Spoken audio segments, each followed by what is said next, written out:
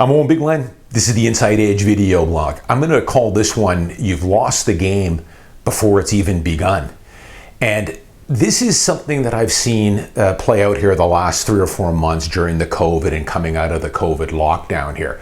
You know, when back in March and April, everyone was calling for the demise of the Vancouver and the Toronto real estate market. This is going to crush the real estate market. Prices are going to plummet. CMHC and Evan Sindel there came out with this prediction that the housing was going to drop, 8 to 12%. And a lot of doom and gloomers came out at that time, and for good reason. I mean, 2 or 3 million people unemployed, heading into a recession, possibly a depression. Stock market had some sharp losses, which of course now have been all made back up. We're back near 52-week highs in the S&P 500, and most of my holdings now are back up near 52-week highs. But, one of the things that I saw, and this is something I continuously see, but it was one that was quite telling from Evan Sindel, this CMHC head who I think is stepping down here later this summer. He made his prediction there, and he had been fairly bearish on Vancouver real estate for quite some time, and for real estate in general. And he took a lot of heat for it. It wasn't something that a head of CMHC should be even talking about. He was, some guys were saying he needs to stay in his lane, which he did. Now, he had a quote in here in an article in the Globe and Mail that I've been meaning to talk about. When he put out that prediction, he also had this bizarre analogy that he used that I kind of call the loser's analogy, because I've seen this many times play out on my blog. I've seen it play out many times in the Vancouver Sun, in the Wall Street Journal, sometimes in the comment section. It's what I call you lost the game before you even got on the field. And Sindel said something to this effect. I'm paraphrasing it here. But he was saying basically that Vancouver or Canadian real estate is headed for a correction, 8, 10, 12%, prices are overheated, etc. And he used the analogy here that, Canadians need to be very careful. If they bought a house today for $500,000, let's say, and a year or 2 years from now, that home fell from 500 to 480, let's say, which could very well happen. He did some scenario where, if they had to sell, it's not only the $20,000 that they're out, but they've got their real estate commissions and their conveyancing costs and everything else. And it could be very devastating to someone.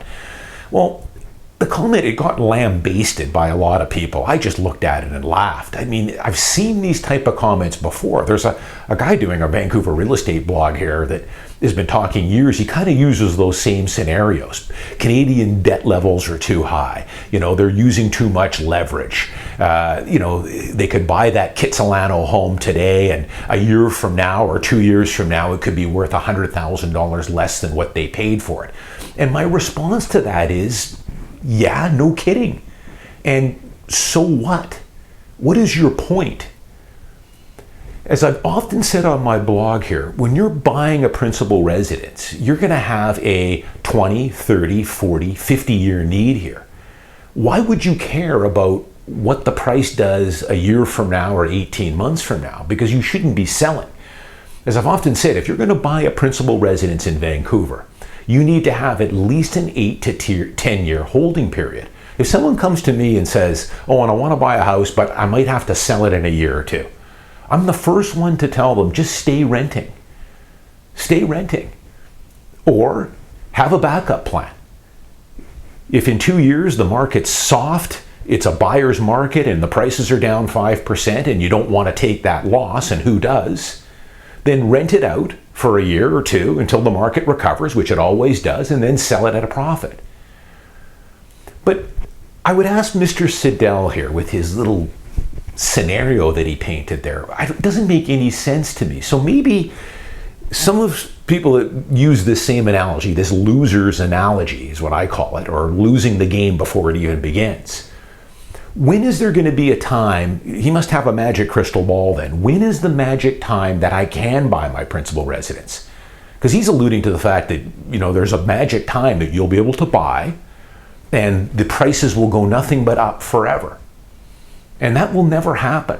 I mean, I've got a lot more time in this business than Mr. Siddell does, probably double at least. So I think I can speak from authority on this. I'm a lot more experienced than Mr. Siddell is in real estate.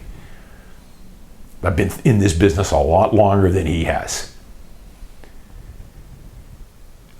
I've blogged about the fact that as a realtor, my dad was a realtor. I'd like to think I probably got a leg up on the average buyer of real estate in this city. Plus, I'm a realtor. I've got access to the Paragon system. I've got access to pricing histories and everything else. And I know a lot of the stratas and homes intimately.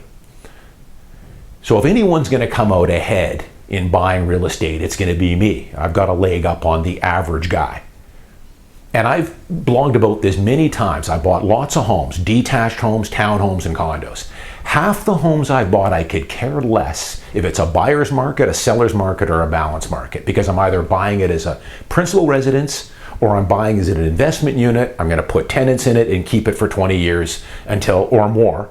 I've got properties I've held for over 33 years and let my tenant pay down the debt. So I could care less if I buy the home today and a year from now it's worth $5,000 or $10,000 less than what I paid for it. Why would I care? It's not a 1-year commitment, it's a 30-year commitment. So I've got a leg up on most people. And half the homes I've bought over the years, I've been telling you guys, were worth less than what I paid for it at some time. It's usually in the first couple of years. I've blogged about this. The longest I think I've ever had a home that I was underwater on was about 6.5, 7 years. It was a townhouse in the Terra Nova area of Richmond.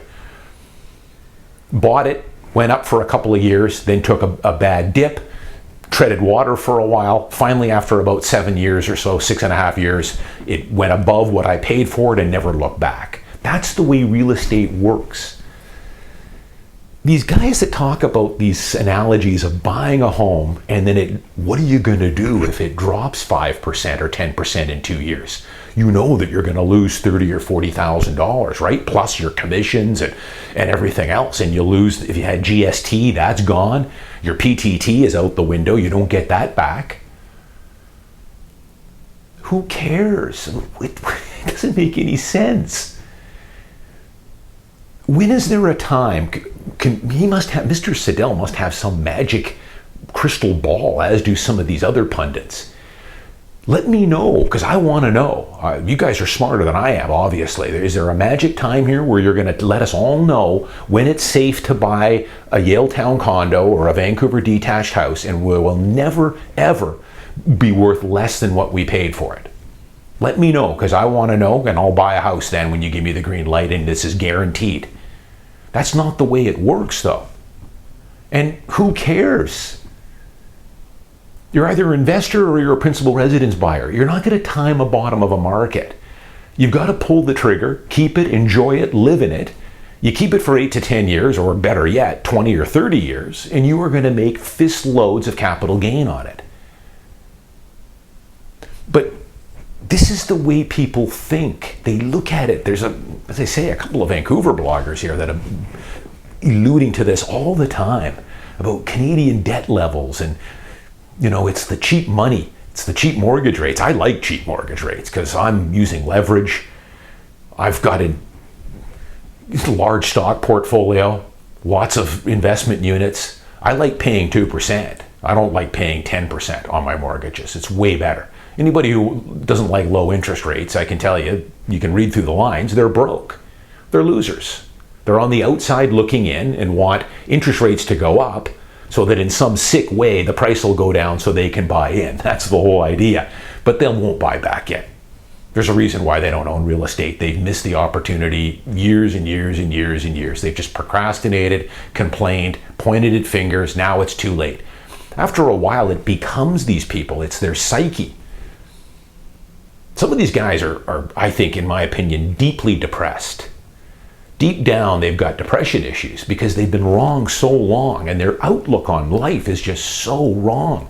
You've got to be positive towards things. Life's not perfect.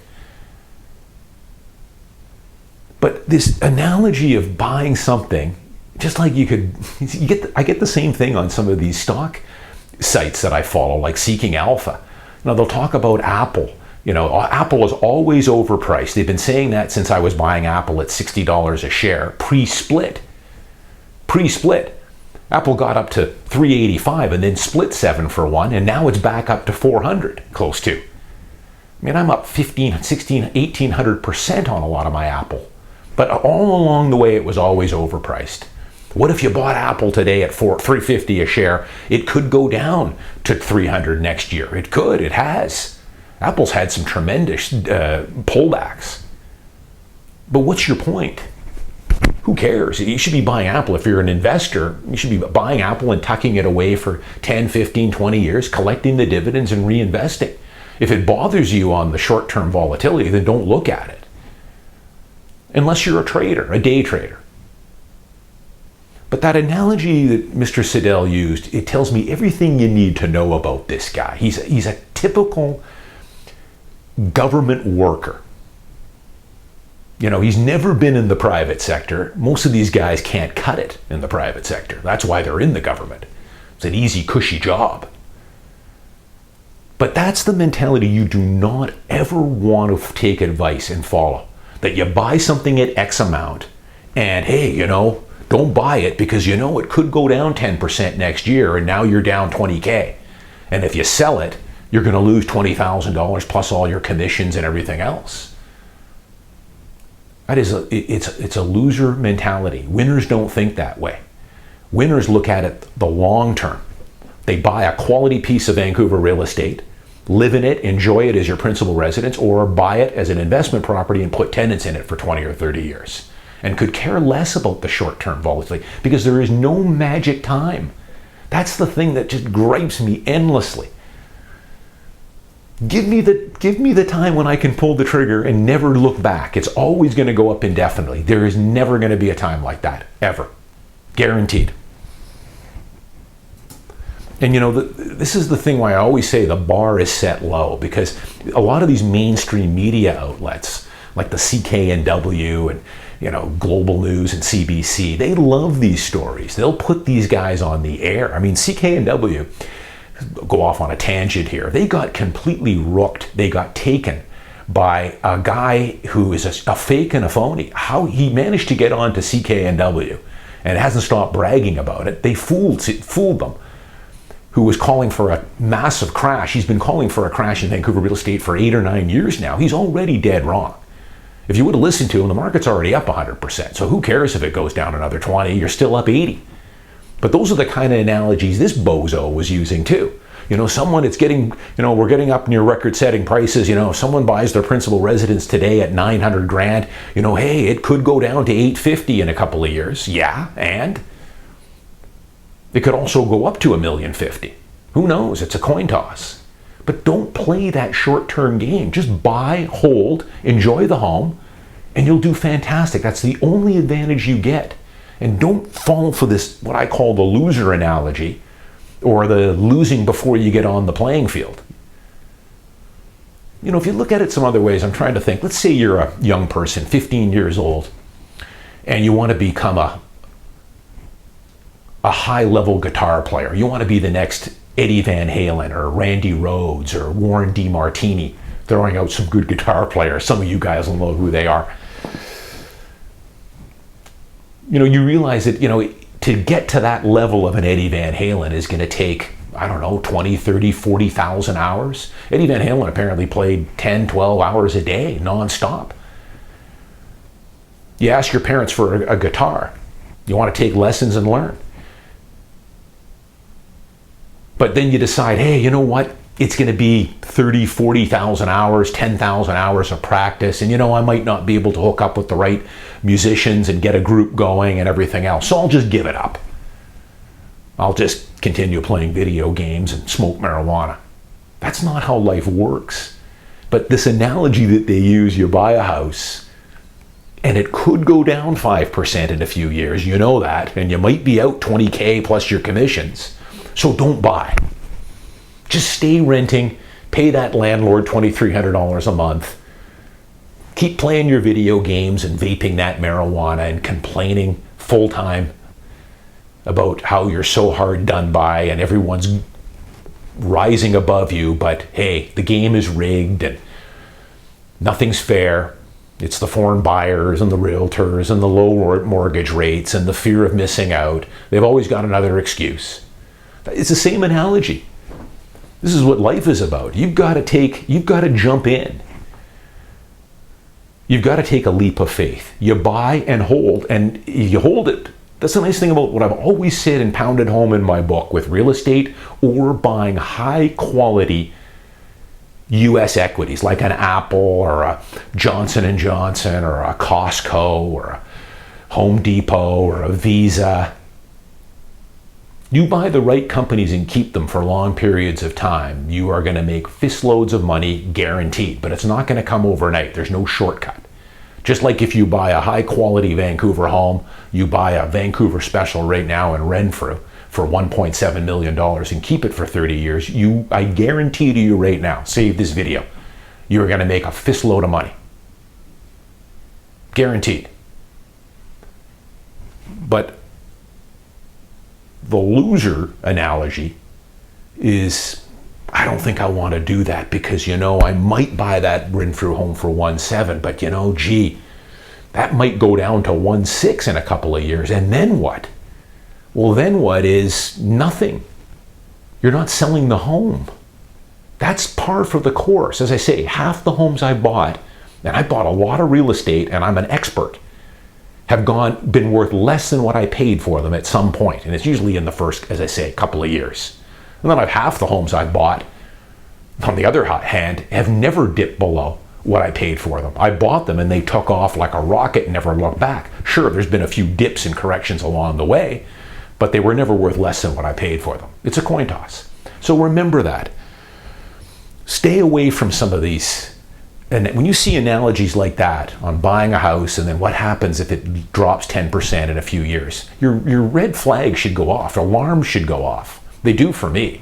Immediately I think, this guy has no clue what he's talking about, has no money, no assets. Because if he did, he would understand how investing and buying your principal residence as an investor long-term works. Anyone that puts an analogy like what Mr. Siddell said here doesn't have a clue what they're talking about. And he doesn't. That's why he's stepping down, and he should. Typical government worker. As we speak right now, let's finish it off. The market, we're into August now. The market is very, very robust.